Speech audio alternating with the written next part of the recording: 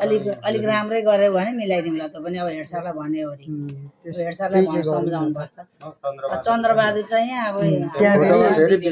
जबरजस्ती जितेका छन् क्या अनि फेरि बाबुआमाको नाम पनि मिलाएको हामीले ढड्डा दिएछ त्यही दिने हो नि त हैन त्यही त नाम पनि यो चन्द्रबहादुर र विवेक एउटै हो भनेर उहाँ वडाबाटै सिफारिस लिएर आउनुपर्छ बोलाउने नाम विवेक थियो भनेर भन्दा पनि हुन्छ यहाँ यी दुईटा भाइ एउटै आमाका छोरा अब यसको आमाको नाम कल्पना छ यसको आमाको नाम हरिमाया छ कसरी मैले दिनु यहाँ पनि कल्पना छ अब यहाँ हरिमायाको छ अब मैले कसरी दिनु हैन अनि जबरजस्ती कराउँछ यो दाजु चाहिँ झन् नि मैले कराएको हैन नबुझेको रहेछु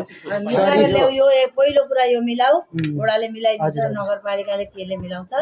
अनि त्यसपछि अनि बरु विचार गरौँला यहाँ पनि नाम फरक छ अब त्यसमा चाहिँ जस हामीले पढेको हो भने मिलाउँ यहाँ पनि कल्पनै छ अब आमाको विवाह दर्तामा पनि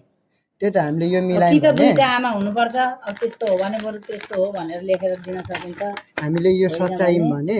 यो विवेक शिवाकोलाई चन्द्रबहादुर शिवा बनाएर सर्टिफिकेट निकाल्न मिल्छ किन नलेखेको त तिमीहरूले फेरि जान्नु गर्दा त्यो पनि अब विचार गर्नु अब त्यो हामीले लेखेको होइन त्यो ढड्डामा आमा चाहिँ खोइ त अहिले हजुरआमा ड्युटीमा हुनुहुन्छ ड्युटीमा अब हजुरआमालाई ड्युटी जाने भने त होइन नि हजुरआमा ड्युटी जाने हुनाले अब हाम्रो फ्यामिली चाहिँ कोही बस्नुहुन्न क्या काम गरिरहनुहुन्छ त्यो टाइम हामीले बनाएको अब यहाँ हामीले लेखेको अब हामीले लेखेको है अब जानिएन अब कसले के नाम सोध्यो मम्मीले अब मम्मी पनि पढे लेखेको हुनु न अब के नाम के तरिल लाग्यो त्यही भन्यो फेरि यो नाम लेखाउन आउँदा कहिले अब बाबा आउनुहुन्थ्यो कहिले हजुरआमा आउनुहुन्थ्यो त्यही भएर चाहिँ हो क्या ल ठिकै छ नि त अब के गरौँ त यो सच्याएर आउनुपर्ने हो अनि सिकाएर